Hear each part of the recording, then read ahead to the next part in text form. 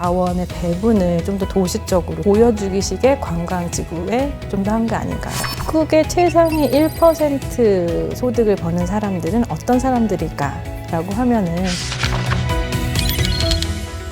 북한 상황처럼 데이터가 기초 데이터가 없는 지역에도 인공위성 영상을 활용해서 뭔가를 추정해 볼 수 있는 기술을 개발해 보자. 경제 발전 지표가 나오는 단위가 평방 6km가 되는 네모 단위의 지역이에요. 그게 이제 가로 2.5km, 세로 2.5km 정도 되는 지역이거든요. 그러니까 북한 전역이라고 하면 이제 한 시점에 3만 장이 나와요. 두 시점을 넘으면 6만 장의 사진이 있는 건데요.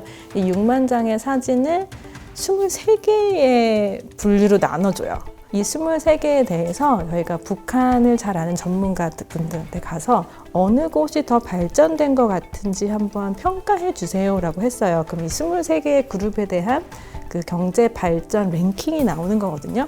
이제 AI는 이거를 보고 점수를 매기는 걸 배우는 거예요. 북한 전역에 대해서 이 기술을 이제 2016년이랑 2019년에 적용을 해서 점수를 내봤어요. 2016년과 2019년을 본 이유는 이 사이에 대북 제재가 정말 유례 없이 강화된 대북 제재가 들어왔거든요. 그래서 2016년과 19년을 비교한다면 이 대북 제재가 북한 경제에 미친 영향을 어느 정도 볼 수 있지 않을까 해서 봤고요.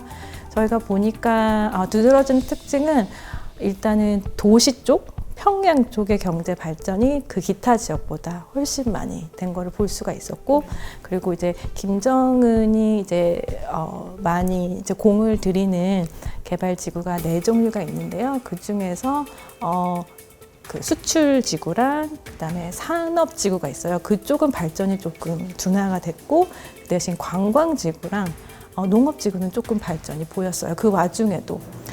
그래서 아마 저희가 생각하기에는 대북 제재라는 상황에서 되게 자원이 한정된 거잖아요. 한정된 상황에서 이제 북한 정권에서 이 자원의 배분을 좀 더 도시적으로 집중한 게 아닌가. 그리고 좀 보여주기식의 관광지구에 좀 더 한 게 아닌가라고 저는 이렇게 생각을 하고 있어요.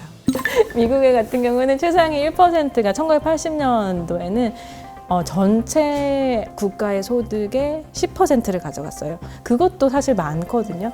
근데 2022년에는 그게 20%가 됐어요. 최상위 0.1% 같은 경우는 더 그 변화가 큰데요. 1980년도에는 3%, 지금은 10%예요. 그러니까 3배 이상 늘어난 거죠. 그러니까 이 어떤 최상위 소득군이 이렇게 미국 전체 불평등을 어떻게 보면 견인하고 있는 셈인데요. 재밌는 게 미국의 최상위 1% 소득을 버는 사람들은 어떤 사람들일까라고 하면은 3분의 1 이상이 기업가들이에요. CEO를 포함한 이제 기업가들이고, 그게 0.1% 상위 0.1%로 올라가면 50%가 그분들이에요. 근데 또 이분들이 기업가이기도 하지만 또 어떻게 생각해 보면은 경제의 최전선에서 혁신을 하시는 분들이거든요. 그 혁신가들이 혁신의 크기, 그게 얼마나 빨라지는지.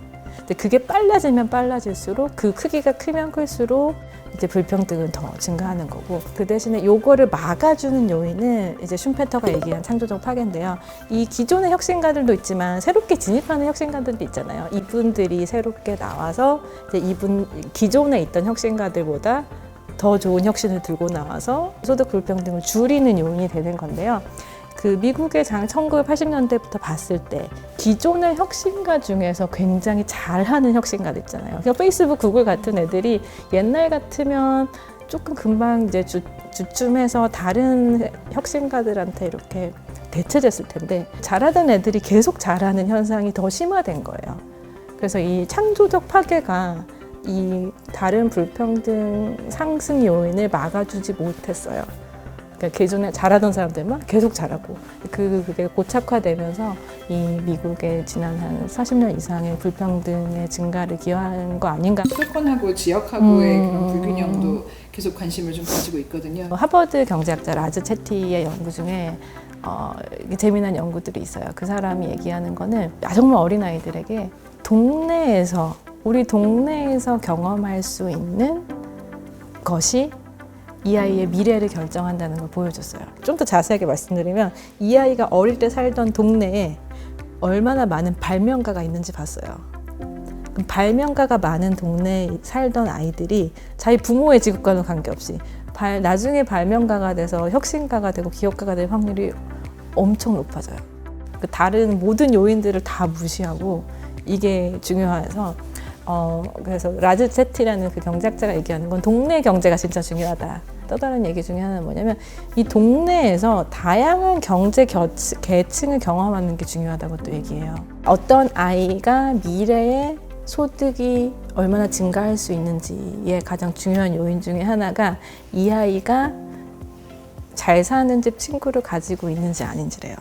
그러니까 이렇게 다양한 계층이 어울려 살고 그거를 경험을 해야 이 아이들에게도 기회가 생긴다는 얘기들을 하더라고요. 그러니까 미국의 연구가 그렇다는 건데 저는 우리나라도 비슷할 거라고 생각해요.